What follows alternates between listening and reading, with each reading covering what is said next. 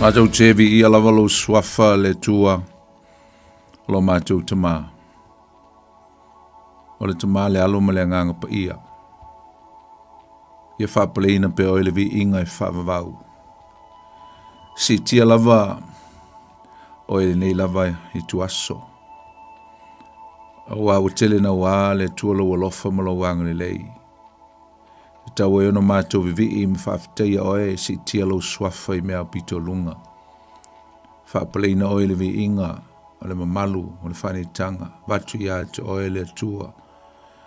Le au au te lenga o vivi inga ma whanene enga mai o mātou tangata. Wana oe lava I te tau ia I le vi inga le tua. Hawhitei atu ia te oe lo mātou tama, lo alofa ma lo wanga le lei. Lau tau singa alofa ia mātou le nei aso atoa mai li tae au si o mali teimi. Mātou whawhitei atu le tua. Na le tele o au me alofa na mātou whaungaina. Au whaamnianga ese linga te whoilea.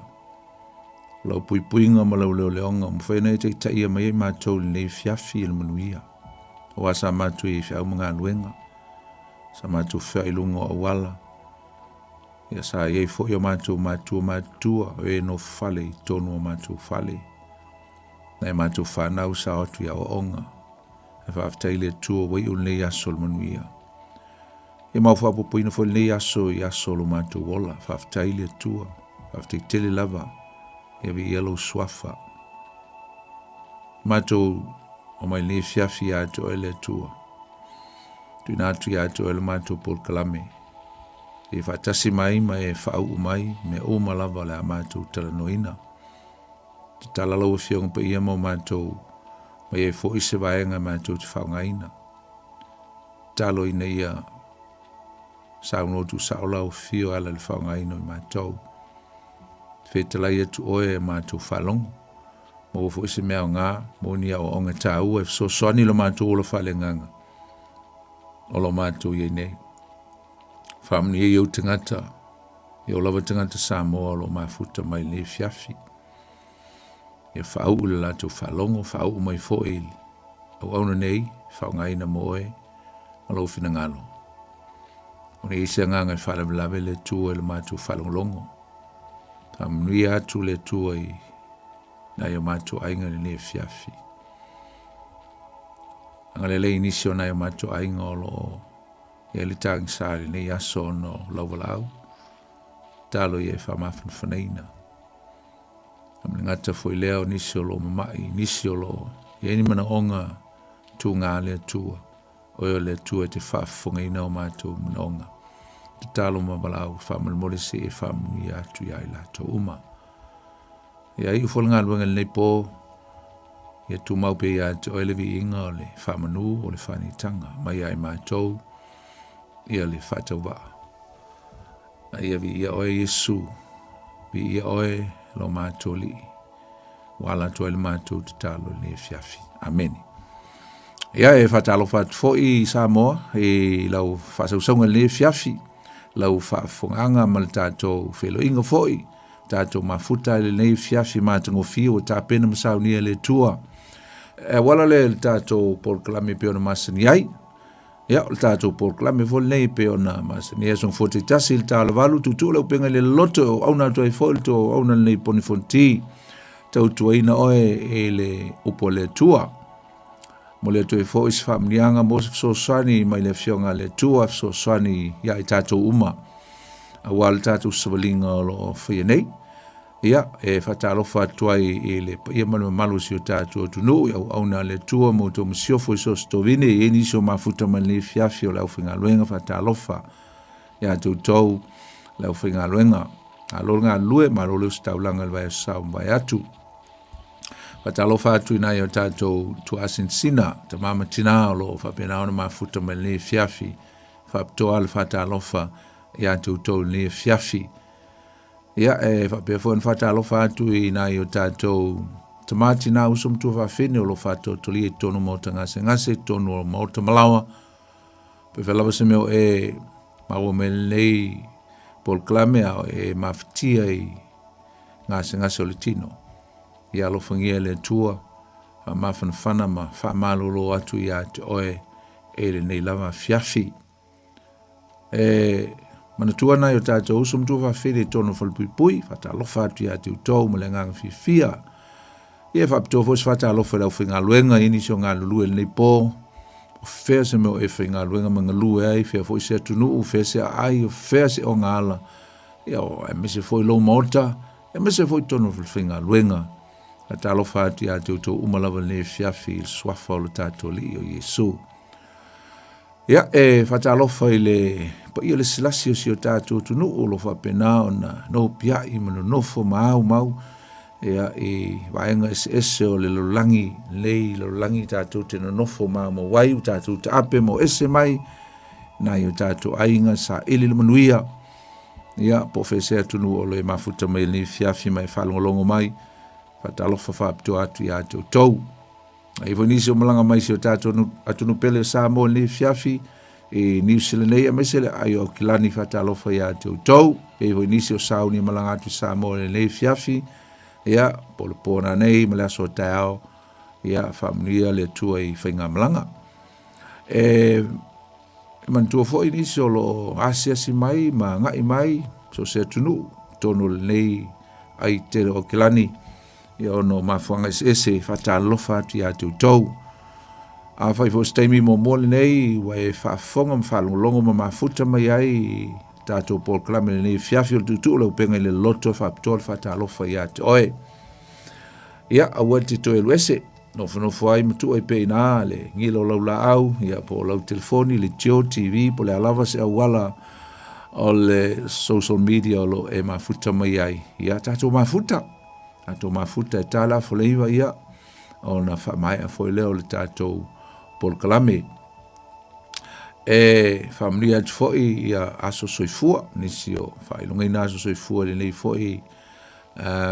foi aso taua ia ma le leile tua ma whamanuia ia te oe e lo aso soifua ia whatalofa voi le sunga ia sau tula i mele foi nei fiafi ma lo sau nga lue ia ngā lue whatasi nei fiafi ma le sunga ia sau ia le tua o nei foi fiafi ia wa mai tātou le tua tātou te talnoa i ni ta upu sili po ni vaenga o le fionga pa ia le tua e mwhai ona mawai ia ni soswani whale nganga mo i tātou e mbole atu le nganga whaftai man whamalo e le mamalu le tunu o lo langolongoina ia tātou Paul Klame e nisi o lo le ngantoli i meli ia a o balau atu e fisili ia a e lenga te foilea ia o laulango mai il teimi o le tātou Paul Klame e komeni e foi ia likes ia ma wala ese le love o le lofa ia whaftik le lava e mtua taua ia se ngā ruenga te whia te so swadi mai fo le tātou ngā ruenga i le ngā tau le whaamalu si au ia ma malosi fo i le au auna nei ia ai mawhai foi ona e so swani e whalau i tele atu le tātou Paul Klame e ala lea i lau lava timeline ia pe share atu le tātou Paul Klame ia ina ia awane i misi sisi o awo ni te u tātou whalolongo ngau tātou ia sisi o lo wo po nisi o lo ainga ia ele o malamlama i awala e mawhai ai ona so tai mai tātou Paul Klame teimi o Paul Klame ia mwha malamlama fo iai awala e mwhai ai ona mawal tātou Paul Klame lunga o le social media le ngata o le YouTube ia e whapena fo ia le Facebook ia na ai whafte tele lava, whafte longolango, whafte le malu le tunu o lo whapena o na whaile nei Paul Klame ia ma Paul Klame e tuli mai e so soania ia te oe ma e fie te whalongolongo ia ele o se vi inga lava o se tangata o le vi inga o le tua a tasi lava pe lua tangata e au ngā ia ile nei mata upupol nei foi Paul Klame ia pe telefoi ia ua vi ia le tua whaftai ua it's worth to do this program every session. It is worth to do it if one or two people that can have the application or receive an application or any lessons from this program tu le Upega le Loloto ia o se mesili le mataua vi ia le tua le nei la fiafia la sana na fina pamana tuina ile laupama ia pem fa pe atu la fa ia manuia la sa laupama va le ngau sa wa ma laupama vai mai laupama le e fo ia na fina fa ile le famana tuele laupama ia po le palema fo inicio kalesia katoliko ia ai taua tele ia le sa na nafi le sa laupama ia wa e taua le ia le sa laupama awa tatu te lo la sa laupama e amatai ia me ta o vai sopa ia. This is the beginning of what we call the Holy Week. Ia o le Holy Week, ia o se commemoration o le whamana tuina mai ai tātou. I le nei vai aso muli o le vai aso muli o le soifua Yesu i le lolangi nei. So we marked or commemorate the final week of Jesus Christ's earthly life. And not only that, we celebrate and include in our celebration 4 things: the entry of Jesus into Jerusalem, revealing or, telling the world that this is the Messiah of the world. Reveal to the world that this is the Messiah that was prophesied by a few prophets in the Old Testament. Lingata lai whamanatu el tāua le nā, whamanatu e fōri tāua le la sapa, po le paseka mulimuli a Yesu mon so'o. Ia lingata fōi lea e whamanatu ai le whasata ruino Yesu, yonu popo ngā, crucifixion of Yesu. So not only we celebrate the triumphant entry of Jesus, and also we celebrate the Last Supper, and also we celebrate the crucifixion, and the last one we celebrate is the burial of Jesus. Politanungo Yesu. Ese l'alta o le nei vai aso. Me se foi la aso nei amata. Le aso na nafi. Aso na nafi na amata o le aso mua. Ia mai, e umotatu tala noa i le tau o le aso lea. Le aso lea o le laupama. E umotatu tala noa ai. A le tatu loa o le aso na nafi. Le aso lea na amata ai. Ia na umale malanga Yesu whatupu, ia ona mapu atu leo la tau i petania e malolo i le whale o lana wō o la salo ia mauntu whawhine. Me into tupu i le wiki i le baiaso nei, no run through, ia quickly run through, fo ilele ia me into tupu. Na tutupu i le baiaso lea, ia on tātou me i lo le tātou tala noa i le laupama. Le lai taupu e sutasi sululua sutolu o le evangelia Roma evangelia a Ioane o inana ia tala o nei vaenga ma mene tupu e mese foi la ia o le laupama i le asona nafi ia anga ia tu Yesu e malo lo mauna so'o i le fale o la salo e matauli foi ia e peama le lua i le tolu maila le mamao le mele fai ai le paseka Yesu ia ma le mefo Yerusalema ia ma le fale o la salo i Petania ma te ulie foi o le pea ma le vaiaso mana iaso tuna ia tuna fai ai Yesu le vavenga e le fatuina leo la salo o no winga e se le tau o tele o le mea na tupu il fatuina e su la salo a wai pe o i le e au mai e foi lele i se tulanga o se fa manatu mai ai tātou o Yesu o ia o lo i le pule i le oti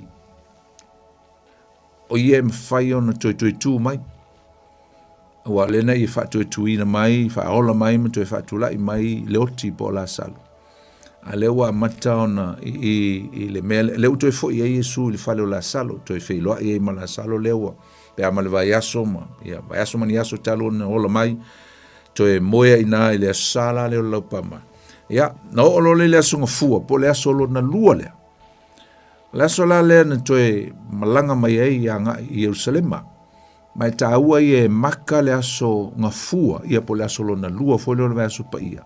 E maka i le me tau o le the cleaning of the temple, po le wha mamaina o le malu.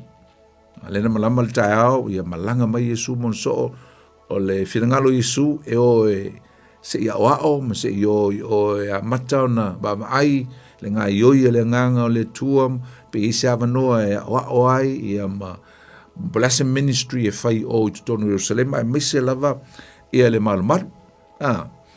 O le awala la lena o mai e o anga il malu le asong fua lea ia po neifo i le asol nei. O lena fetu wa Yesu le mati. Atu Yesu le mati. Lai fieta mafa Yesu ala tu le mati au tafa. Ia aitanu atu Yesu le se fua. Lena fetu wa Yesu le mati ia ma le valo anga le na ile mala po le mea wo ia Israelu ono lo latu te. Te ina le fio mai o lo latu misia po Yesu. O le mati e whaatau ia Israel, o le vine e whaatau ia Israel, o le olive e whaatau ia Israel, o le mati e whaatau ia Israel lona tā whaingo i tuainga sifuruma le lua. O le mala matulanga o mea o le wo i eile nu o le tua, ua mamai whaale nganga, no ringa o leini fua. Ia, e tau nu lo Yesu i le uli anga i o le mesa ele malu. Ai wo Yesu le fia le whaatu muina o le malu i whaatau ngā oa, i sui ngā tupe, ma maketi, wa whai o i mea i le te tau ono o iai. Lea sa ia whai ai ia le maia mo le sasa, ia ai sasa i whafota ngata mai le whale o lonta ma. Ia ma ia tutuli ina, ia ma sau noa lo Yesu tu se luka lon tau po suma le iwa i whapea, wa tu si o lo whale o le whale ta talo lea. My house is a house of prayer. A o to whaia maana o e whao mea. Ia le na. O me ta aua nana tutupu i le. Ia, na umalo le mea lea na iei tutonu o le malu ma whai uma me e le asonga fua lea. Po le aso le nei le o tato iei whamanatua.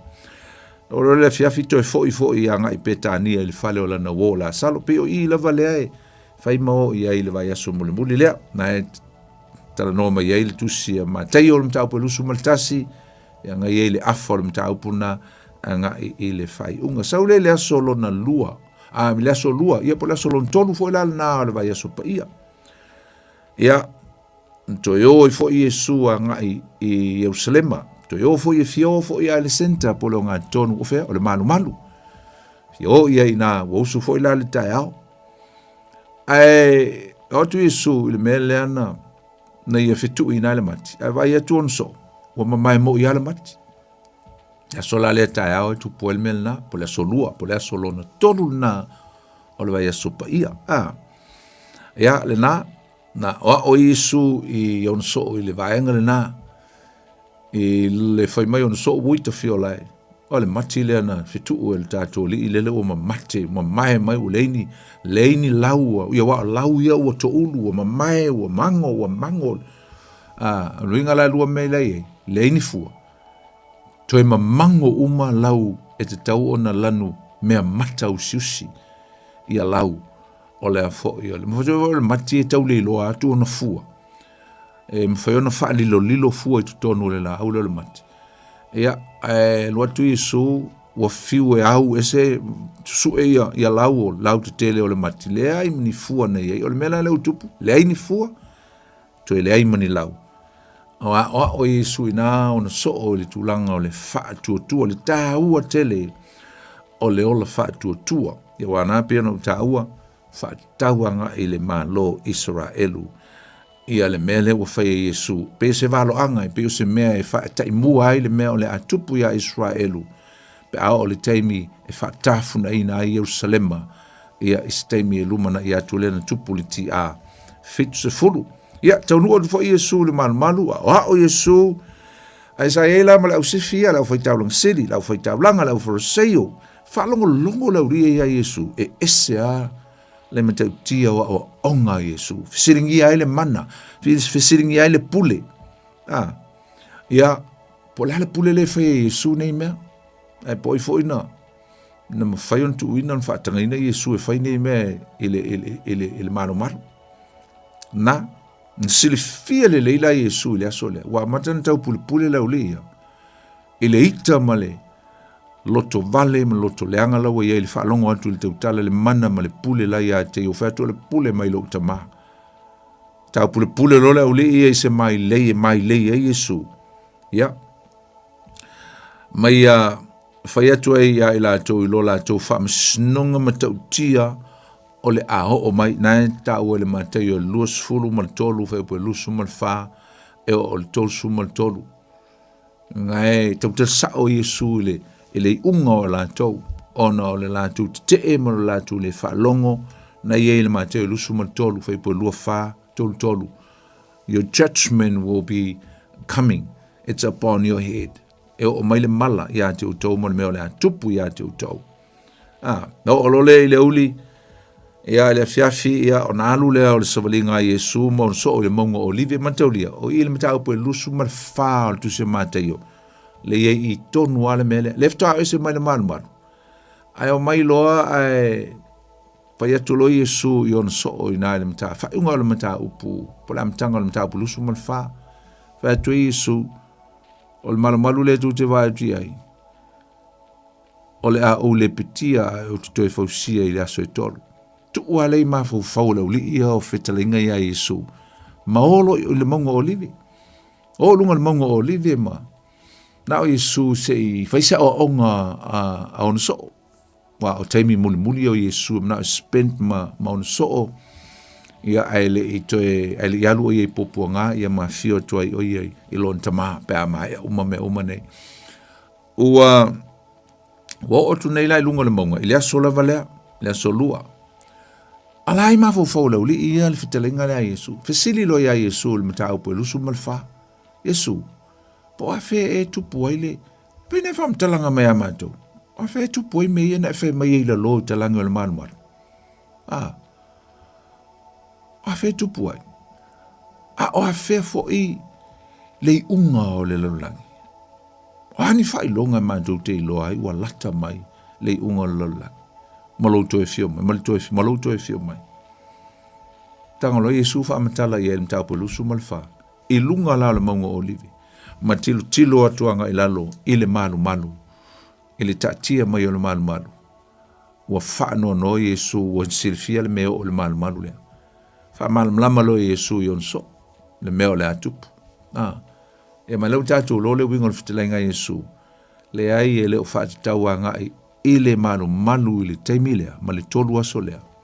O lo tau tala Iesu i a te ia, it's a prophecy about Jesus' body that is going to be crushed by the evil, by the devil, or by the people that hate him, and then he will be resurrected in the third day. Tau tala Iesu i a te ia. A wailoa Iesu wa ngai le lumanai, e ele aso, o le a malepe le malu le lalo. E ele aso la malepe le malu lea. Le alana tupu ina ua mawaile si tolu sulfitu tau sanga. Ina wo atulti a fitsafulu, malepe lo le malu lea. Le malepe nganga o leo o maltaminge ele o to ese malu. Ale na, ya. Nai mea lana na tupu ile, vai taimil na, ile asol na, on dato me i mai lo leanga, ile asolo na wha. O le asolo na wha la. O le asolulu. O le asolo na wha leo le vai asopa ia. O le tau o le Holy Wednesday. E teli na le o record mai ia po o whaelo mai ni mea na tutupu ile aso lea. Ile aso lulu lea. Ai ele manatu o to tele o nisi o tangata tusi e mese o skola o tuspa i e whapea. O le aso lea. Ele i o Iesu mon so o se mea malo lo le lei. Malo lo le lei. Silfia le Iesu. O le aso lea o lea tele in whale mo wa intangata ile ai. Manatu leo nisi o tusinga. Whale mo intangata ile ai langala uo le tele o tangata. Na ala na pisi le aso ngafua ma le aso lua i o le ma keti ma le siti. O le suenga o mo meo ma moe, o lupe, ia o povi po alava mea e whao ngā e whai ele pa seka langa o le fiafi o le stofi le pa seka. Ale la o le aso lulu. Salola ua no nofo fo I tanga te o lato fale ma ta pena ma vavaai le tulanga o le au iai ia po mautinoa o iele ma moe le ainga aisa o le stofi o le aso lea o le paseka. Ele na, minga lele I ofo I Yesu monso I se mea, ma lo le lei I le aso lulu atoa lea. Ia, ai lo mautinoa, masalo, who knows? E lo foi penga I ngisi mea no iai na Yesu ma fai ai pela ngā luenga e sere mana ia fo le manatu lea, ma lo le lei. Tole, mai kako ma lo aisa taiao, ia, no lo leo o lua pe telu mo Ioane o ta pena le mea o le city, o le taulanga, po o Jerusalema, tātou te atu e whai e le tātou paseka. Ma taulia la, tātou me e tu lora le aso lona lima, ia po le astofi lea. Taulia la, msalo steimi o le wha o auli, ia po le tai au fui lava. Whai tu lu Isu, ia holo e, waile me whai ele, tātou paseka nā nei, eza, le fiafi, ia e mata loa na sāwali wali Yesu wanga I o leanga o leono le fiafi o le stofi. E amatai ia le paseka. Ia le wingo ina e a fo e fasi ai le mamoe. Na e amatai. Ma le poto nuanga o le fiafi o le stofi o le fiafi na e fasi ele manu. Ia ma fai e lo le paseka. Aisa wa amata I ina I le fiafi o le stofi. Ia le aso fareili. Amata ina I le fiafi o le stofi. Ia le aso fareili lea whaaiuta ia. Tuso na wa amata ina ia le paseka. Amata le fiafi. Mto e fwoi tika kale na Israelu. Amata le aso I le fiafi. Le ono. Le la no olo le fiafi. Ia le na mai petania. Ia nga I Jerusalema. Le ua maua le me le fiafi o pito lunga. Te a leono. Ia ua penao na whaurufale. Ia le auso o Yesu tonu o le me whai el paseka. Ia, na fwoi la len tupo le me fwoi le. Lei ma se si alu e whai le lato culture. Lato nganuu. Alu se si mai se pesini vai. Mai ma se solo e mai solo iei vai langa o lenga ma mao le mele pefua ma. Langa nuu ala to. Le me ko le purification. E te una ma me uma o te mi ai ma vai ma lima ia le na vai tu Yesu e rea ma se si tu lunga e faile mele ai le aso le tofi le fiafi ia tu lo Yesu ma la pavai ma le solo ia fa tu ia so le ko mai ko vai la faile tato mulmulunga vai ia le fo yo ma te mi le fai e nisio e kalesia el tonu le feinsia kalesi Christian le vala tu fai e fiafia o stofia misa kalesi o lo fai la tu sauninga o le paseka e fiafia stofi va pena vai mai tu fai for mai sauninga le fiafia le stofi le la saunei e le temi o le paseka na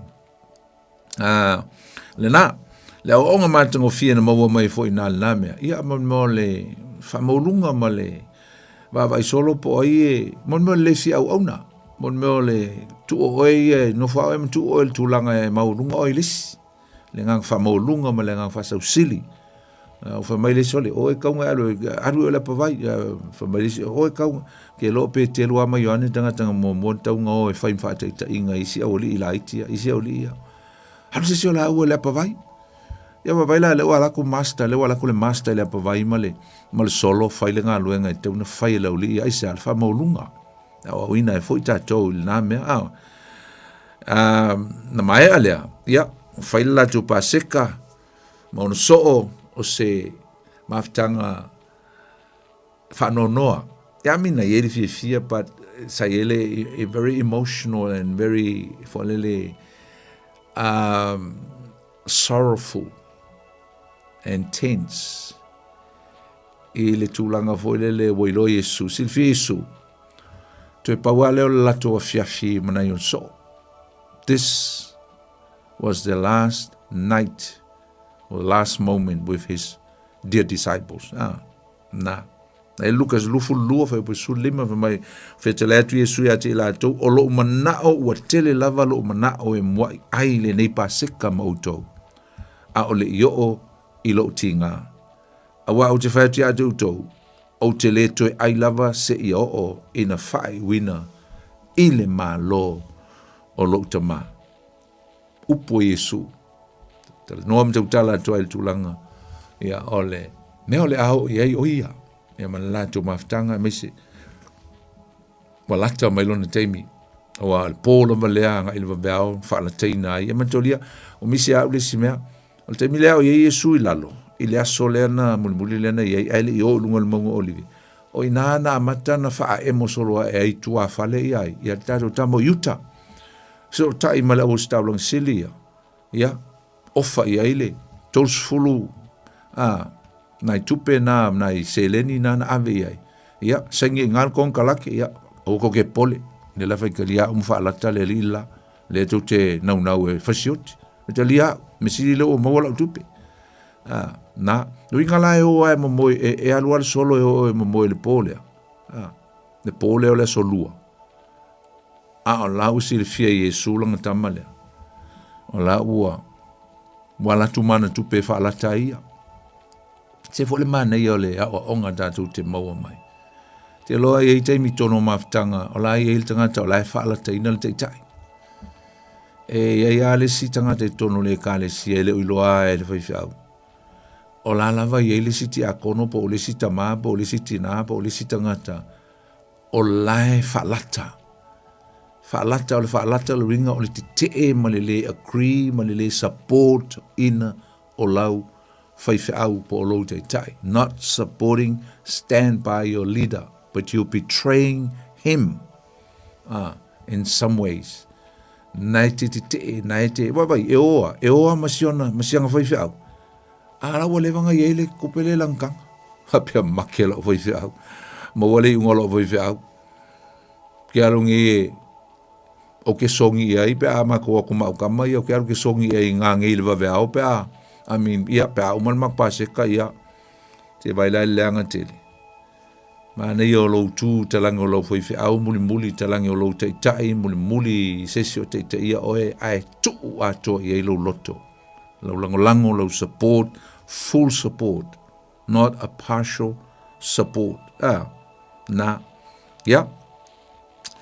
O mai lole i le asolo nono. E mataulia la o le umale o le lato tau suanga le lopo o la talata i le wabeao po le ase. Whai lato maftanga lato whausipi, whai lato pamantunga muli. Ia ele loa pe, ia tutu lo lea ngai loa i lato. O watu sao ai nao lo i get some money. Watu sao ai nao lo i get some money. E mataulia, leo o les whaleile le tai, leo a maka les whaleile. Mata i nao na toi saule li leo yuta, kisi a whalata i tato li whaola. Ia o tua i loa i le aso whareile lepo le aso lo nono lea. Malama le tai au. Ia ua awea i solo i Yesu i onu whaamisinonga. Ave mo mua i le whaitolang sili, ia ana, ia mai i lesi fo i atali o ana le na whaitaulang sili le teimile na. Wa ana i o le tangata whaitaulang sili toi ina ua leva, ua malolo, ua li taia ua manu malo la le ngolmea.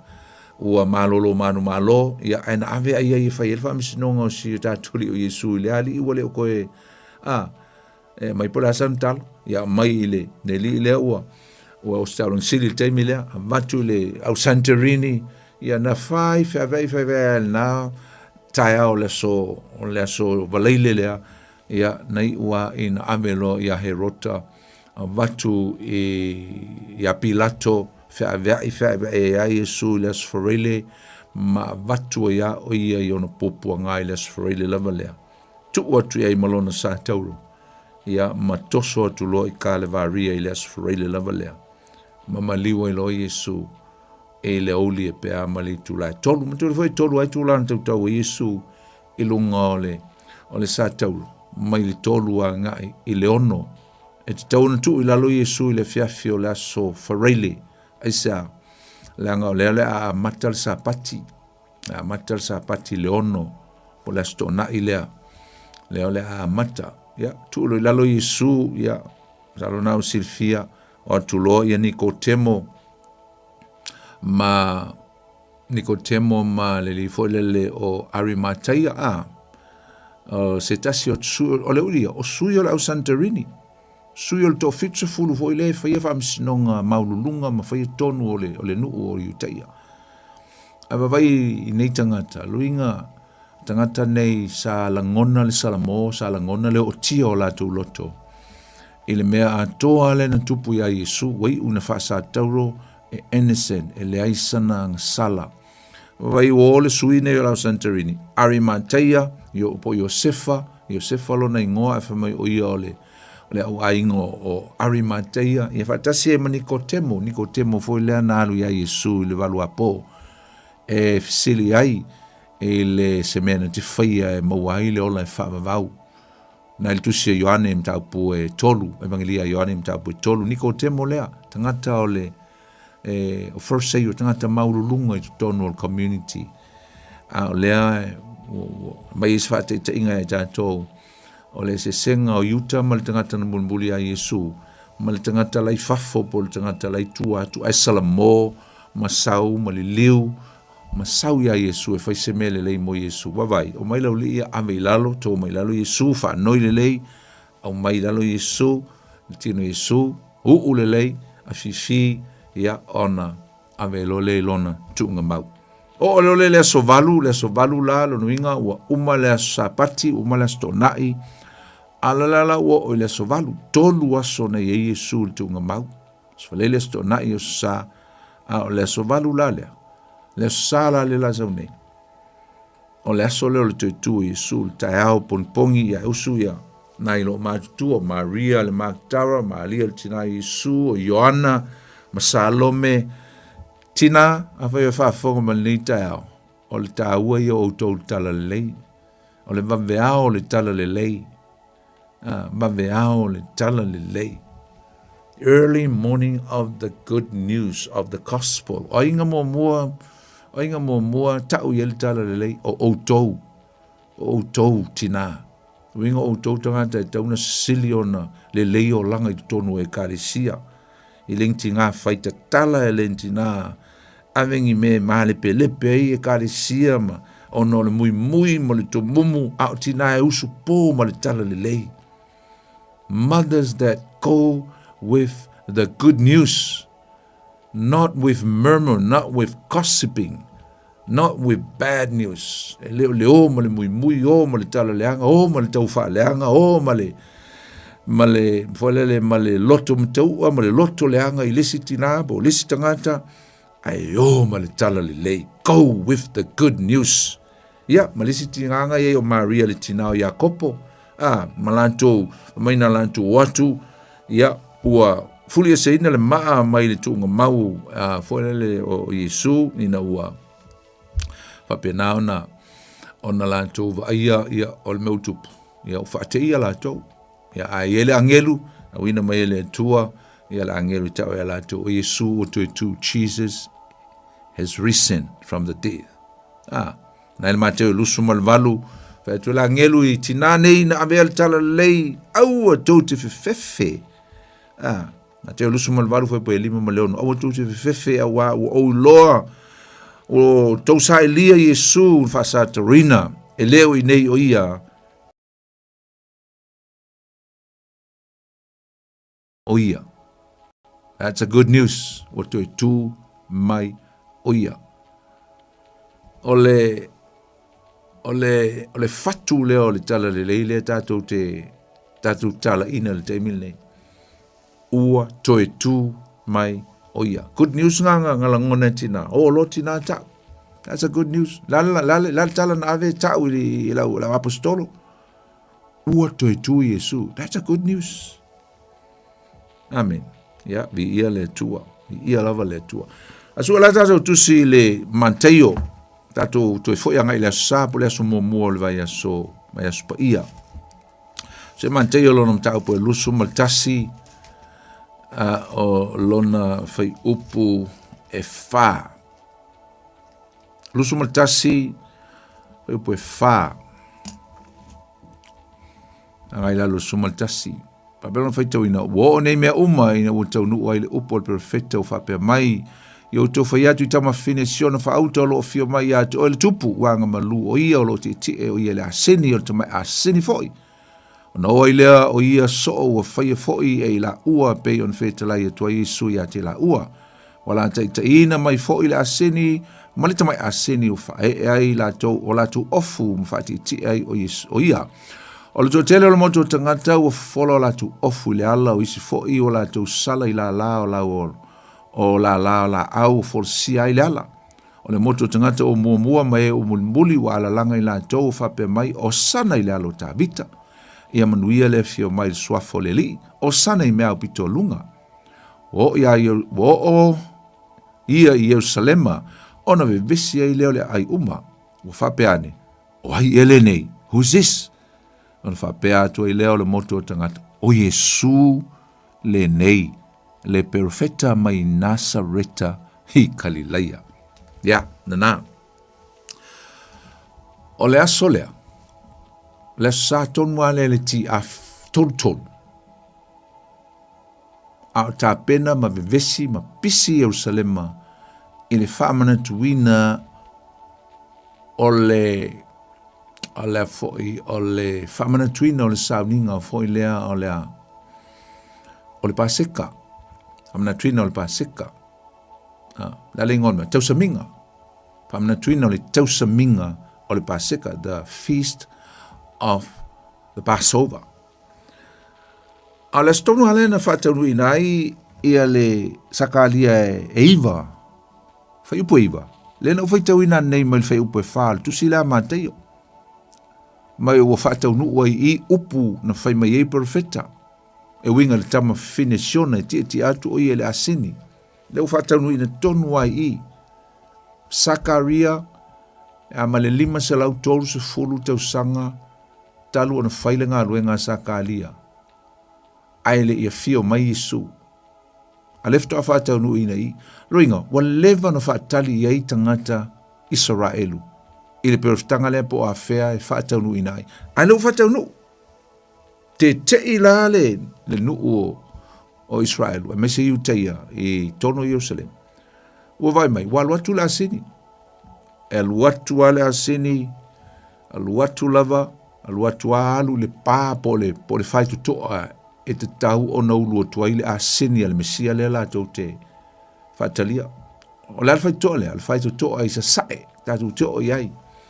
E le whamtaleina o le vaenga lea. But just want to go back, the fulfillment of so many prophecies of the prophets in the Old Testament, their expectation, the nation of the Jewish people expected. They expect this day. Why? Because they listened and heard from the Old Testament these prophecies. Perfetanga. Ai, ala tu lova perfeta. Ele aso sa wala tu faola. Ele aso sa le Mesia. Ele aso sa wala tu tupu. Ai fatali pea. Fatali. Isa ia fitu foi por sumal fa. Tol tau pom fa na mai el tamtane na fa ingo ya te ole Emanuelu. Mika lima fai pe lua a oe petele mai titi oe ai tupu mai at oe mo au ole na te faia ma fai pule le pule ya Israelu. Ne fa tau ya Yesu, shall come forth to me one who is a ruler of Israel. Isa ia iwa fai upo ono o le iwa. Mai oia o le fai pule, o le pernisel, fi le mu, o le tua malosi. Le tua o le whaavavau, o le tamae whaavavau. Wonderful Counselor, Mighty God, Everlasting Father, Prince of Peace, being valo ia. Levan whaatali ai le uri ia, le tangata i tai e lato Mesia. E le ngata fo i leo sakali ai le tatu whaita wina nei. E watu la Yesu, o le ai, ua mauti noa e tangata nei. O le ufata unuina le valo anga lea. Ti e mai la Yesu le asini le aso lea. A o lo ve vesi tangata e tape naina o le sauninga lea po le tausaminga lo le paseka. Il ti a tol. Ai yeini mea ta ua o te mana o tatu te vavai anga iai. Il ta ua le aso lea. A ua le aso lea. Ma tau le foi. O upu ian tatu whaalongo ian nei le whaitaunga. Na ala langai ia tangata Israelu ia Yesu. Whamai o sana i le alo ta vita. O sana i le fio mai le suafo le li. O sana i mea pito alunga. Au te fia whaopopoina la nga ili whaateltali lea. Le tuai ngā whaateltali lea na whaateltali i tangata Israelu. O le lātou whaateltali, na lātou whaateltali i se whaola. O se whaola e la vea i mai i lātou mai a Roma. O le winga leo le lātou wala au le aso lea. Hoshana, Hoshana. O le winga o le upu lea Hosanna, Hoshana. Whaola mai i mātou. I le aso le nei. Hosha, sau mai lea o le upu le Heshua. O ngai sau ele ngō Yesu. Jesus, Yeshua. Lo ingo le ngō Yesu o le whaola. A le Hosha lo na winga whaola mai. Hosha na lo inga now. Aola mai mātou le aso le nei. O le ngangala lea, o le whateltali tangata nei. O lai koloni, o lai polonga, o lai safa. Safa i le pulenga sa wā Roma. I ona pōia. Tua safa, kua polonga. Tua le fia iai ai lalo pulenga. A pi lato iai, a herota, a konsula. Wa le kala i ia ofisa ia tangata maulunga ia le au Roma. Ase a le pule Roma i tonu. O ai umo Iutaia, ma Israel. O leba na fia o ese ila o la vanga ia. Mea la lai ma na o ila tu bave mai il ma tu Mesia. That's why they expect their Messiah as a glorious splendor coming from above in a glorious way. Ili whateltala tau se Mesia e whangau mes whalpovi. E wilea, o ngō leo ti atula tali leo Iosefa ile a sini ai alaku waru sao ai le pā le e whatanga i le mongo o livi. Whai toi sai. Lea lau mkua mauki ngoa e alatou. Lea ilau alatou Mesia lea. Au le alanga lea. Whaola mai. E te lole mea leo te la ngona ile aso lea. E sa ole wala au. Ai se le tangata lai wala au iai. E sa ole wala au. Ai se le whaola lai wala au iai. Langa lai laku mga mi se whaola. Ia leo tātulo, o Yesua, yes, o ia ngasau, o ia o le whaola. Ai mana tua. E leo se whaola mai se malo whapolokiki. E leo se whaola whapolokiki. He is not a political savior. He is not a military office or a savior. E leo se kai amibo se kai au sau masonga pawa masonga mkaukia e sau alu e whaasao Israelu mai. No. O ia o le whaola o anganga. O ia nsau whaola anganga. He came to rescue his own people, Israel. From what? From the damnation of sin, of death, spiritual death. Mena le whamai ele ane toru whai pasuma leono. Whamai ia. Awa u whapea lava o nā lofa mai o le atua ile lalulangi. O ia awina mai elo nā tali pele tu tasi. Ina ile whano se tasi e whatu tua ia te ia. Aia maua e ia leo lai whawawau. Whaolitanga o le mengang sa o Iesu o le anganga. Whasao mai le whawhanonga. Ina ia le whano se tasi. Ai ia maua e ia leo lai whawawau. Lalo inga le maua ngā whaola ina save. Whaola mai i le oti, i le tutonginga o lawang sala, ma lawang sala. Mai whale Romas furu whau paiva. A whaese jau tino i lo li i o Yesu ke riso ma e tali tonu i lo loto. O whaatuina e le tua o iam na ye woti. E whaaola ina ai oe. And then you will be saved. Tau la Yesu e whaaola nganga o le vaianga lea. Whaaola umako e am tātou nu ese. I le alofa tu noa le tua. Mai lai le aso lea. Ma ngai ala walau. It's a good motive. Good goal. Whaola. Hosha. Hoshana. Save us now. Alai whai le whaola e leo se whaola nga sau e alu e whaola mai la kou ia loma. Alai whai le whaola o nganga. E kaunga whaola mo mua la tu o nganga mai le. Ma lai ala iai. O ngore ke ke. fa sioti perfecta te au na le tua ngo mai amen o mai ya Ioane el Baptiso o nofoma le ngata o lātou au Roma ma tangata na whaia nei mea matui ai au na le atua. Lalai e le uloa la ulia le tā ua o le mele whaitu Iesu. Lea o i le sau Iesu. Sau Iesu e whaola nganga. E le i sau e roinga. E se tangata lai whai ai. E se. Makta ria foi. O i sea tangata. O lai masalo salo. Po le whaola ele. Is this a right? Is this a right Savior? Is this the one that we expected? O ia le ngako. Ya makauria. O lau ala langa. Ala langa i le fiaolo ma le. O ia lea. E alang wha masor, e alang masor salo te le ustang te inga balau. Langa fo ilai mana tu ma ya Yesu. Malau ilo lea o Yesu. Se sau mai Galileia, ma kore fo Galileia le sa fai ele ministry Yesu tol tau sang. Kele o teimi o tol tau sanga Yesu o Galileia, le mele elo na inga i Nazareta. Bethlehem, i Nazareta, ia Nazareta. Oi na. A lea la fo le ua aila uli ia ile, ia Yesu. La kari o Yosef, se o ka muka mai o Galileia. E o koruka usanga o over koruka usanga o failanga kala inga yo ale usa ke mela singir winga se kakele o se po la se pele ai ya onga la wa nga ia nga i o le fai to isa sai ka ko ia ka ko fe ei ola aua ya le melangang tup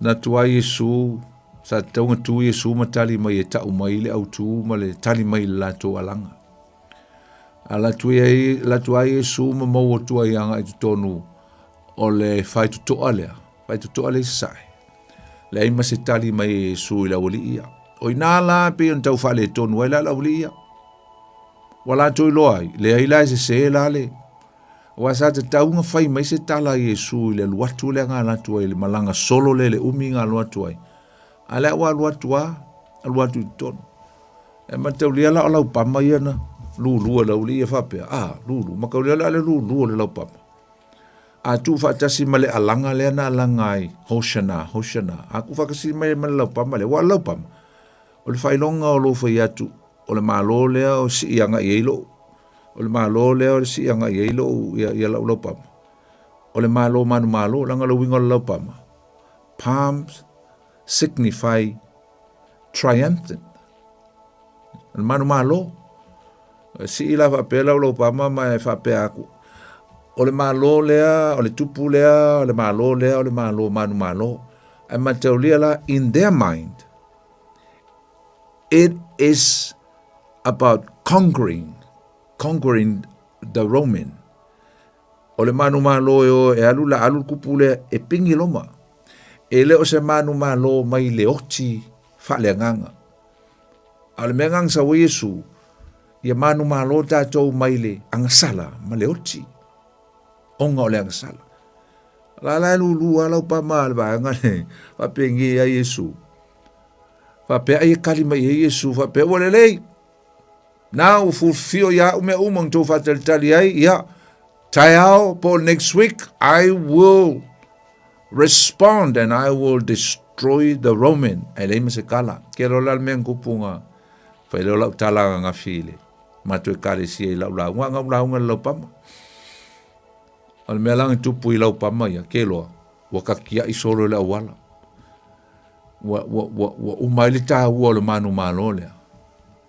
al me foi ta nga sa mo lau pama lulu ya Yesu nga alu le malau lau pama le fali fa manatu aile fa tu le se me mana ye te vai e fa ta wa le nei masina to ma nei vai tau atoa si o ai na mai ya tu lo le lapis ale tele lo ma tu ma to inga ya nga lo le solo le asolia si nga le kalima Yesu ko nga ngaulo le lo pa makia ai ja le kalima le tu pule ala silfia le su lo to le ulia me nga le inga na esele ala langa i ai uma isi aso e kolu pe fa, ai koe alalang, fa sa kaulo, ba ila ia ile, ile le anga telo le bea. Da uli umai, kangaka ia le motu ngeo tangata. Ona isa, ele itali mai Yesu, wale lei le la wale fa uma roma. A pea ngofo iatu. Onga le itali mai au Yesu. Le ai lo se ave le lei o sianga pale mai, bo ke le ai ke ula pale mai ja, tau le aso anafi, tau. O fatul matu e kalesia, ia koki oku ngi fo ika kia inga le ko pale mai fa for kako, wow, kofu uma kakam pale, ai koki oku fo ikia i fa fui aisa, ke le o mala malama i leo la manu malo ngai te taunga e o lai. O fakule, so skaka e la kia ilanga lau pa mai fa fui, ilo inga ngai ke o la faya inga, ngai paua lea se ke mangu malo, inga lea sa, pe sa ulok, ai ko alu fo lea songa fua. Ia la kwa pingi e sa kangi, ia ifi, pingi e sa kangi, ifi. Pingi sa kangi ifi, ila i fa so songa, vai vainga, me fiue, fiu Yesu e kau fa bai sui le mea ngā, ve se ia ngā kupua, ve se ia ngā mea ki faia, ai faia, ai za, ngā pawal mea kako, o le whakaungu, ngā lea sa, o sana, ese le mea ka ole manu malo,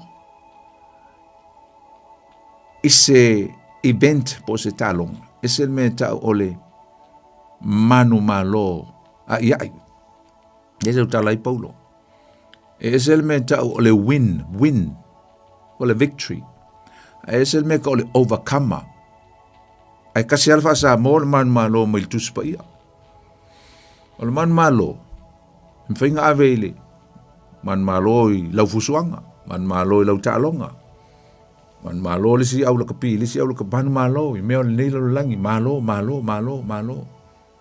it's a win a ese la le si upu Loloto le fa nga mal tu spa ia me call overcome o ingala it's more personal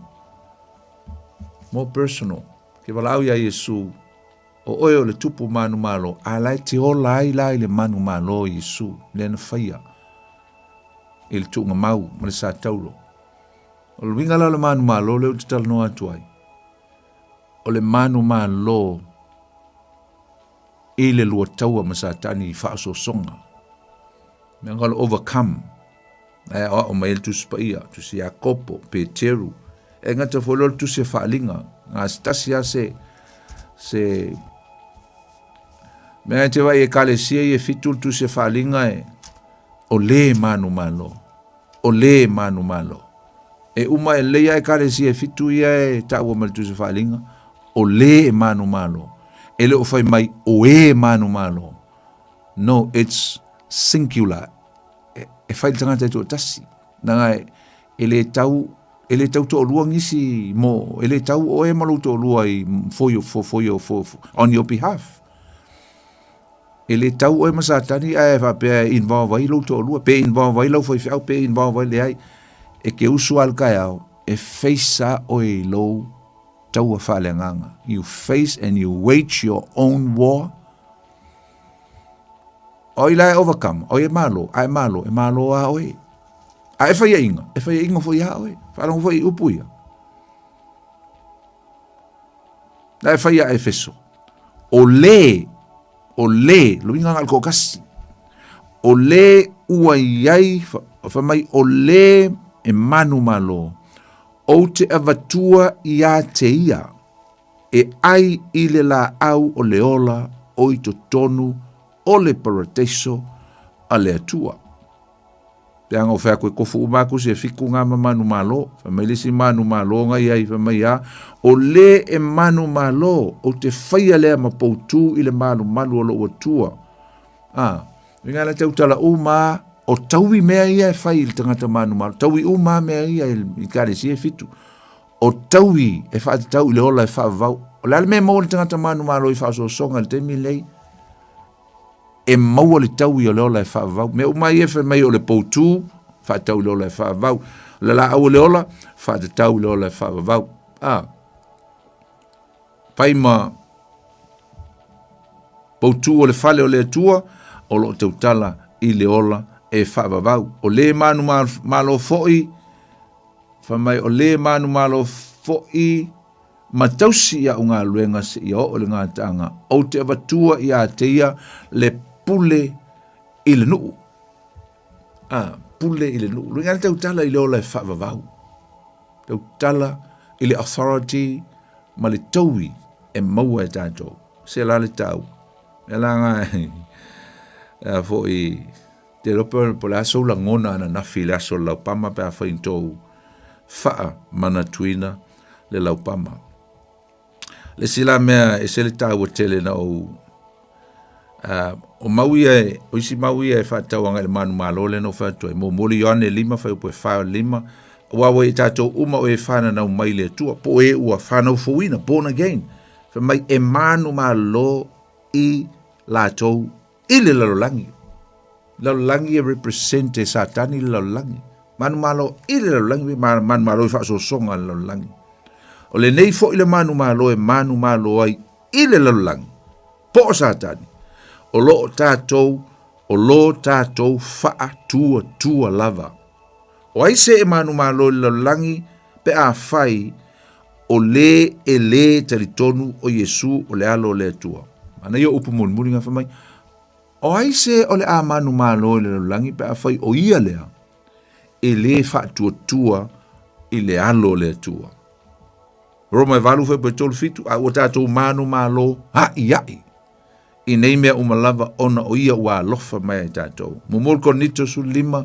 fai pe lima fitu ai whaaftai le tua o le nate fua ina mai le manu malo iai tātou talu lo tātou li o Yesu Keriso manu malo lea nene ia nafi nango lau pama e tau mai ai le manu malo le ola manu malo tātou wala au Yesu e se lal tātou wala au ia Yesu nafi mali wala au iuteia o iuteia na wala au o le matou tupu lea o te tia mai o le tupu o le manu malo fo ilona malo his kingdom will prevail and he can conquer the Roman o galku mangaku nga iai manu malo ia Roma latu attitude that was their expectation for Jesus to destroy the Roman ai le whapengala tātou wala au nafi ba so uma ele nga o ngafi o so uma tātou te wala au whape Yesu o oe o le tupu o e o le li o le whaola manu malo o le tupu le malo manu malo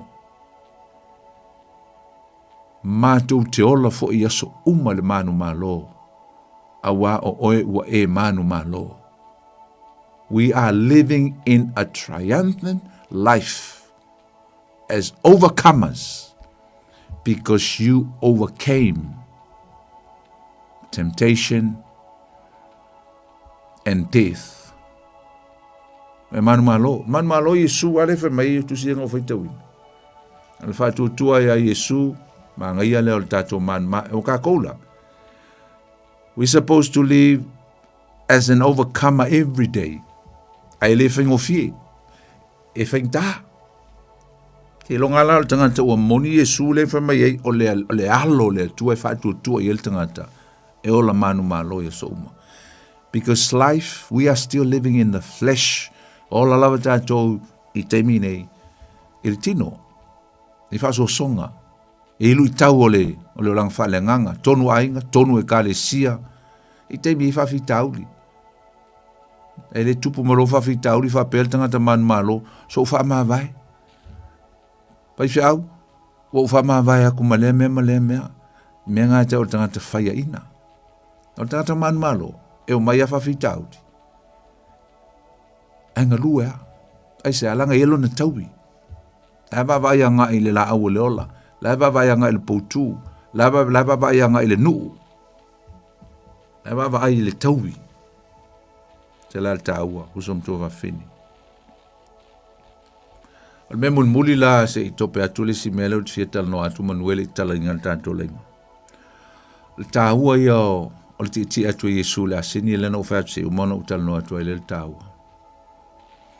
Ma tau le foi. O masani le ya Israel le mele o le tangata ti ele asini. Ele sona ti se tangata is a mule po se asini la titi tamai. Me ko le mule lo ingole e lo le asini foi le tina bo le fa asini matua ale asini la titi. To le ato le asini. o le ata lea o le manu malo, o ia mino le malo, e operate i le file mu. It signify a kingdom that is ruling in peace. O le peace o le nature lea o le malo lea, o le tupu lea malo na malo. Mea langa mai fo iai, ti e mai Yesu le asiri, a wailo le leia, e la ulia. Yes, nga sawa e fo solo mona e sawa nga il melena, nga i mai Yesu. Esa, na ta ua ele mo le tupu, mta upu mua, al fai po e tolu. Fa tonu e ta vita, ia na auna, mese o sa toka, ia ma na tano. E fa te ia solo mona ile asini, lai titi. Na avele i o whauai i le mele ta o kiona la, e i fafo mai o le pāle i sa sae. E lata i le pāle, le fai to toa le i sa sae. O inga o fafo mai. E fa mai ta vita i le mta upu lea. O na fai atua i leo le tupu, ia po ta vita i la tau. I rao i au tau ma au tau au auna mawhati e tie i lo wata leo solmona i lau lava asini po le whalata. No inga la sini le titi. Ma te tai fo ia te ia ikiona. Ma iau tau whaau uai, whaawinai o ia, i lea mea, e sa toka le whaitaurang sili, ma nā tano le perfecta. Tau lia la. O le se senga o Yesu, e inai mea se la Yesu ma Solomon. Na latu le asini a Solomon i le whaunga. E latu ele i maulu i tu tonu o le pā. O amino le whaitutoa lea. The Eastern Gate. E latu ngata i fafu. Whaau ua ina. E el mana tu whapea, anga whapea la e maulu tu tonu sol whanua a mele asini a Solomon. O loinga, o ia la lea, o le a whaataunu uina. Ia valo anga e winga i le pālea. Loinga o ia lea o le a ia whaataunu uina. Lo inga le mei e le ai masesi lava e te tau ona urua i le asini o Yose tupu. E o a inisia tupu te longa o ta vita le tupu la sa o tutonu la yel no fuari o ta vita. O lona tali i ele i urua i tutonu. A yeli si atali o ta vita o Yesu. O yala lea na whaataunu ina fulfilling me whaataunu ina valo anga ia. Le na ulu lana asini tutonu aisa o ia lea. O le a whapenao na whaataunuina i ale mele i seaso. E o mailo perfecta, vavalo loa ma perfecta, a mese o Sakaria. E ile aso o le ati e mai e ile asini. Ai urula i tonu le whaitoa lea. Le alana sau ai Yesu, ele i whaia Solomona, ai na sau Yesu whaataunuu. Whaataunuu le Yesu. I ale valo anga Sakaria iwa lea. Ile aso sa leo le laupama. Ai ei fo ile si valo anga a esi keru le si fo i perfecta tangata iutei. Na valo i ai le si fo i ta ua o le pala valea. Ile lumana. Nele i o te i tātou ile toia fio faa lua mai o Yesu. E toi ulufale a toi fo i le pala. Tongo le fai tutoa lea. Na ile esi kelu mtau po e fasu malfa. Fasu malfa le esi kelu. A o lona fai upu mua malelua. Fasu malfa. Mai o nei tu e wha fo i mai lea i a tau i le ala i le whai tutoa i le mea pa ia o pito i tua. Fa mai e wha sanga i sa sae au o puntia ia. Fe te lai mai leo i ova i a tau e puntia le nei whai tutoa e le te tala ina lava. E le ulu atuai se tangata a wa ulu fale mai e i ova le atua Israelu le mea lea e punitia i lava. I le whai tutoa lea i sa sae. Te ria la, na ulu a Yesu a matala. Ai na alu le talaanga matalepe i lalo e tito i le ti awhitse fulu le a Jerusalema manu. Ai tutua ia le pito lea e whasanga ngai i olive, i le mongo olive. O pāia, pāle, whai tutoa o le vai, whai tutoa o le vaipuna, ia ma le whai tutoa la le isa sae, anga le tu sae. O le mela na tupu, e le taimi o le history na punitia ai, ia le whai tutoa lea. Le falo ia mai e fa mai o le atapuni. A le na whātau nuina. A o le tangata na tapuni ai o mai le taimile. Na tapuni e le tangata e ngoa ia Suleiman. E mai i le vaenga o tangata Mosalemi na lātou whātau ila loina Roma. Le malo Roma i le tu sae. Walua malo Roma le taimile nei. O le taimile na. Whātau i lalo lea le au Mosalemi le au Ottoman Empire. Ma pule ai loa i tutono Jerusalem. Whātau i lalo Roma. Pule ai. La tu lol tangata le fai mai fa longo itala. O le tausanga e tasi lima fa tasi ringa o le century sfuluono. La tu lol tangata le tonu wa pule Roma fa longo le tangata lea. Le ai le Italia tangata iu tai le Mesia le ngasau le aso lau pama. Fa mai tai le o salato Mesia le. A loinga na wai lo le. O la fa atali ai, fa atali tangata iu tai le sau la to Mesia la fa atali. Au Mesia Yesu. O la manatu la tangata lea. Ai eila le kaimi e sau ele Mesia iu tai ai ui mai il fai ko lea tu sama. Ma le tel tulungo tangata Israel. Tango lo tangata lea. Le au Ottoman lea. Loka lo le pa lea. Close this gate. E o mai lava le taimingi. O le whātaunu ina nā o upu ia eskelu. Wha mai e loka. E le matala. Ai whatu a matala lava ina ua susulu mai le malam lama o le tua. Upula mai le malam lama o le tua. Whatu a matala ai. E o mai le taimingi o la lava e lo paua ngā o le Kate o la e loka le taimingi. Ngā loka le ngaka lea. Ai te loa. E le whaavawawa ia o loka. Ai zaa. O i e matala i le aso e to e fio mai e Yesu tu vai le maunga olive. Ma nga i e to i lo i e tono Jerusalema. E le mea lo i ai siona lo i ele no fua o lon te maa ta vita. Ia. Ma wha uma loa ma. Whai ana ngā luenga muli muli tau na whai. Tau e amaketo. Wha ola Israelu. Ia ma wha uma loa. Ma wha tū lolo na maa loa pe a to e fio mai. Ia lau te vai atu ua. To is formal fata to minute ia te lo fo la to atu lenga ele uman fam tala ia al tatu vaenga lea te lo la tala tu tatu leina ia pe ise si fie fa popo mai foi sona manatu ele tatu ta opo le fiafi ia foi na mania lau pama nafi ia sa faisto sa ningo lau pama ia po le launga fo le to fi au nafi ia ma me te le shia mai ai le mania le upo al nafi ia ma ia ma fo ini me an family ai o ele tu el nei fo I aso sana nafi ia wala o mai tato numero tolu fitu tasi lima I tolu tato numero na e te wala au mai ai pe alana o ta wole ma lolo Roma taulia ele te mina vai luai nai Roma ia ma pa ua ia a le tausanga e fafitu ono na mua ai pa u le pito I sifo pito le sifo. Ai muli pa u le tu le sae. Le ana fatu ila loina la o Salemi. Au le tu le sifo. Ia na fatu ila loina ile tausanga e fafi tuono ia lo ringa o le century lo na lima. Fatu ila loina ai mua. Vaenga mua ngal me ta ua pa u Roma. Fatu ila loina Roma. Ai fatu ila loina la.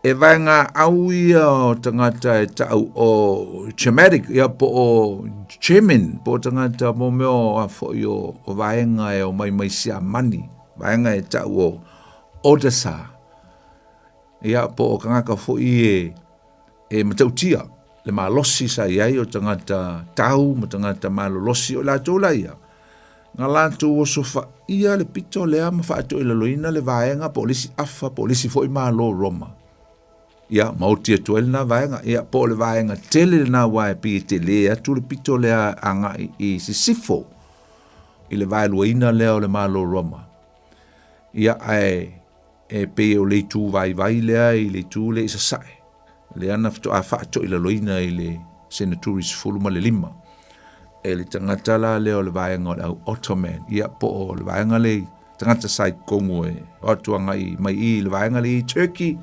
ia o tangata Mosalemi ta la tu fatu ila luina ila Roma ma la tu pulea iloa ia nuu ma ai o Jerusalema a me se tono pa Jerusalema fa talofa o tatu walau talofa Apon talofa tek malo Wa mai. Ma o ko so ko ia ma ia fa. Ele. Ia, ia foi ma ia foi de salo pamari. Ta pena foi. Malo. Ma Fashion Week. Ya. Mai poi lo como lo fa mala manga me vai as. E io nga ka ko lo ngolo ka. Lo ko nga mai poi ka ua. Ya. Ile vai as. Ya. Vai so ni. E nga pe se manga e nga ka fa un kwai sau de leia. Do fa mal manga me ni fia. Ile e ko fo ia pare su ia ma la singi de pinga la singo fi de mu ia ma le e deve ga fa so po que mo o que é o isso isso foi o que calaminga ya o fi de mu ia o mar que ninguém ia le ma ele o ko nga me si me ka o ia so ko na ia ia mai foi mo fa so nga fi ia pe le fa me so lo pa me saya prisking ale ando kisi sila kuasa laungai makolo kufakas Maria o karma ngaya hoia de symbol message ya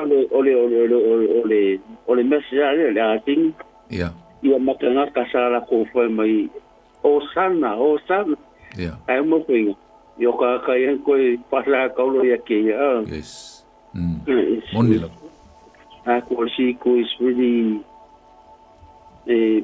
humiliate finally le amo le di ole tu nga sa umare rangi ko niya mo le ko le ngo kai poni dai la lango mai ya kwa le fia la fosse au foi ka pena mero sunga ni ya fika e que pasó mai ia aqui le anga kupu la ka lo ama la ka ka ko koi ri que diga ma ai lo pelua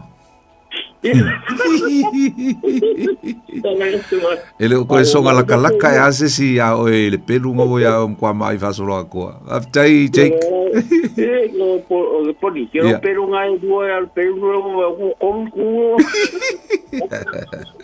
malo alo fatu ya lo poni kapes fela ele vai so ya fa ya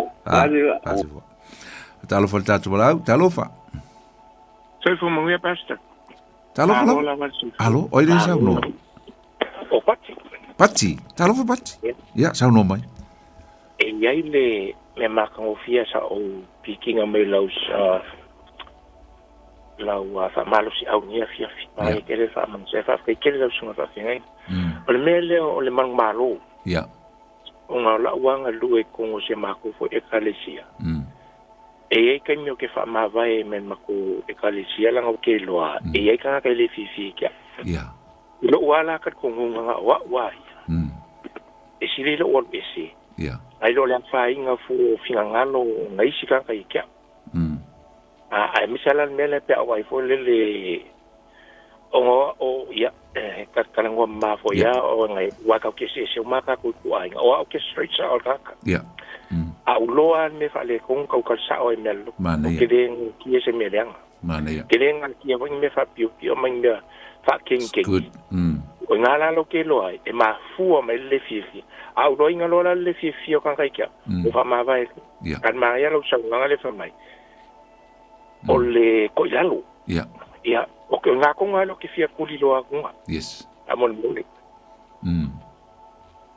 ya la le meti fia Pol le wale menga ka o ko ilalo ya el me ka o mang malo ai ko ilalo a leo lo winga lo la o ke manga o ke le manga o ya fa inga fu le finga ngalo le ska nga ka ya kia e sibira lo fa ma vai e se malo ya o fia o male ku o fia vola ko mana ya telo e tauna lava stay me te mawo fo ngi mel fa ma vai because ele apati ele o le me si le nfintai ele nga o e afia se to lua e afia vo se fa nau ai mwhainga vea winga o le tangata ma pe ava aianga i tūlanga o whawhitauli.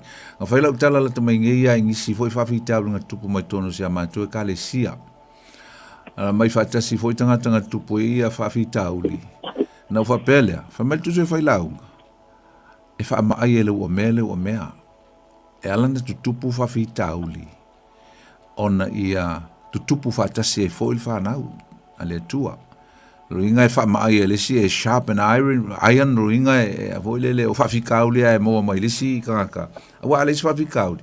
E le lopo fele levo o le matua ma le malosi whale nganga ia te oe. Ngā sau fautuanga. O le mamel whamawai. Awani vave ana e mavo fau uma e ankles ma ku uma. Langa e a fia aile. Who knows? E le lopo lu i taunga e loa e lau whaifau. Le tuai ngā tangata le wei oe, wa mawhai ona e whaasanga i mea ta o whawhitau. Te lo, tangata e oe whaiwhau, tangata e launga i tono e kālesia. O tangata e manu malo mai whawhitauli i lui tau. Wa la ngā la launga i lumo le kālesia, pēr whainga sinka mai mea mwhamawai, sinka mai mea mwhamawai. Ana mā neia ia. Don't take me wrong, but e iai lava cases, e ia mea tutupu. E mwhai ona e te tau e ona whamawai. O me te taulanga, e ia mea, ia, te le whaingo o tuas whate te inga. Ai te le lopo lale series o lau polkala, o amino o lau mta upu.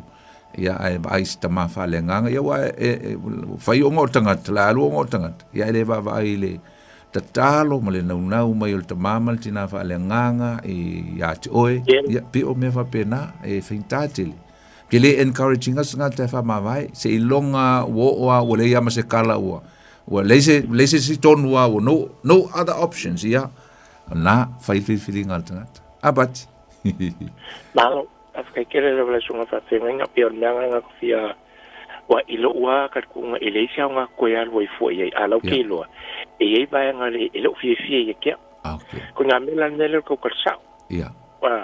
Fai sao ia nga penga vele men either way if a pela e silo ngofo silo walwisi inga ke ua le ko yo mai fo ilo ia o ki kilo la ia ke le kilo le series la series le maka upule ai sile ke ulo walwisi la fasa te ulo le simo se felis ai li fainga mai kalango e sort out ma talano e fo ia se va vitauli Leia pastor kako pa Samoa e umangkalang ai ko fai fo ma yan nele le kupalangi wa o ke mala leia ya pe ngai ki sir leia sui fanga kako o me ko fo el ta telefoni para o toi pa ta tu tal no ma ia le la va so ai se tu atu le no el ta telefoni ngai ya sa o lu tasi o lu lima valu tasi falima ia au lei ya lo fatel ia fa se vo ia fa talo fa lista tu la talo fa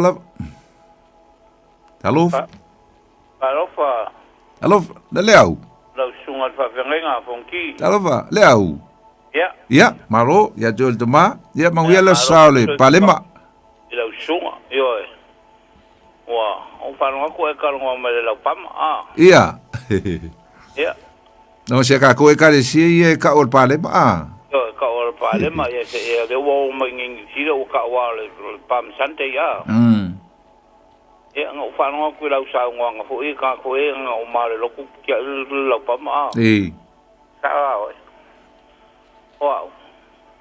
Wa ho I wiki ho si ka ko ka si ma so la pa ma le mo le si la pa ma la ka la pa ma ave o ma farsa so ho le lo ngal fle ya ya o le la wo mo ho fa fa me ku ke le ho le ma la pa ma nga fi le fa ku ma ngol fa ta hotel la o ria le ka usam e wa ka nga o ru ma kon ra ko ki ro ko ma ko la pa ma la ku ma Atau ngo ai si lau papa ngai pe a fai ling. Lau papa na ya. Mango le kama.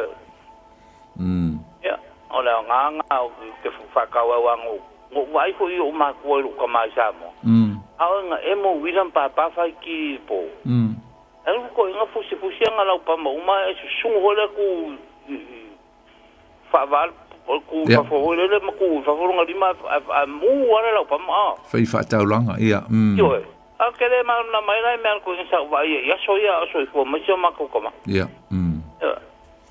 ora le yo ma di sira pa ma la kalo e fa o ma ko fa sa pa di ma ave o ma pa kele o le la pa ma fa ka o e su mo fe ngol le fu de fe ka ko le fu ma kan ya ma na yete alolo aptai e tol tama o ingalo manga ku fa ka o ingalo la pa mai e se me le ngalo la pa taua pa manga ko le malanga fa ku por ka ko ri fa ola ka fa so fo i si ma fa so ma ri si o ri hu fa manga ku mai le ro ko ku po sa de sa mo ke un o me sa ngo fo ai ma me ai ma fa ku le ka ko vai fo ka ko ri ma ka ko fa la o ku po ala me ngalo ya se me si de ngama ora ro ala o asing fo se asing kele pero la sin querer anga se ku ye fa in carioca me ave ai me pe o vai o ku manga ku por ya na tonu anga ai me nga fio ko ele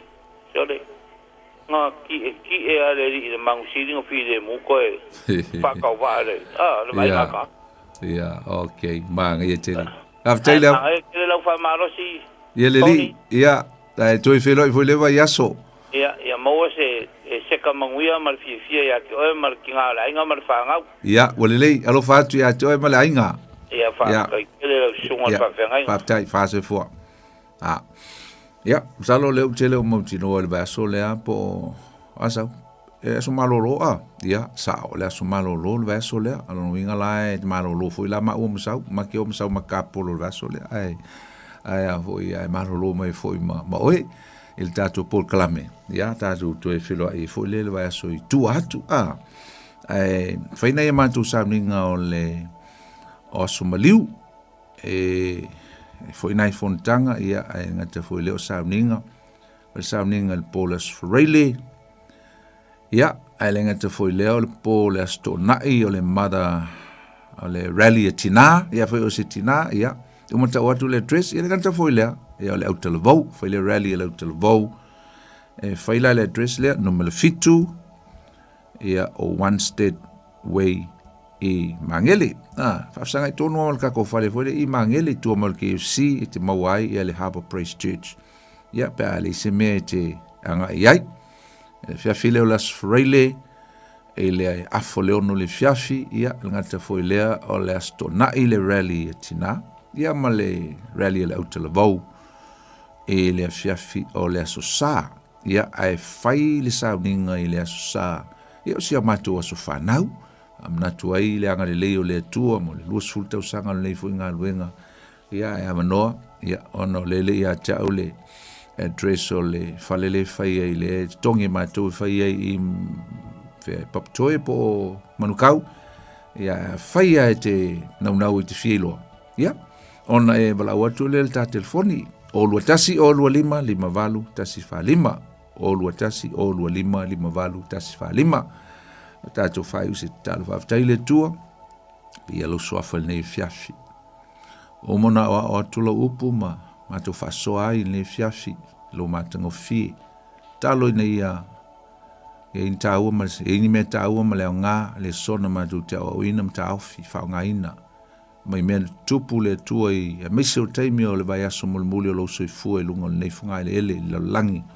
Whamnia i au tangata Samoa, whamnia i mato uma, ngata foi leo le nei au nanga le Radio Samoa, taima, pulenga mleo whainga luenga whamanuia, ia mato tinatu ia to le nei vai aso mfuafunga uma, mato langona whatasi le tau o le nei vai aso mle nganga o le whamoe moe, mato te whamanatu ai ia aso mulmuli o lo soifua i sua mai se o lo maliu mo lo tuetu manu malo ia mo e matou saunga le mui me umala matou i whamnui e lo tunu fo ia tu lava le vi inga ia te oe ono Yesu matou talo tuai amen ia le tatou por kramena le vai aso la tunu pele Samoa e le whamai moi au la tatou wheloa e le aso fua i tu atu ia pe tatou au lia tu se olo ma se malosi ai mo nei taimi ola auto auna nei poni foniti fa so fuia mo nei taimi God bless you all.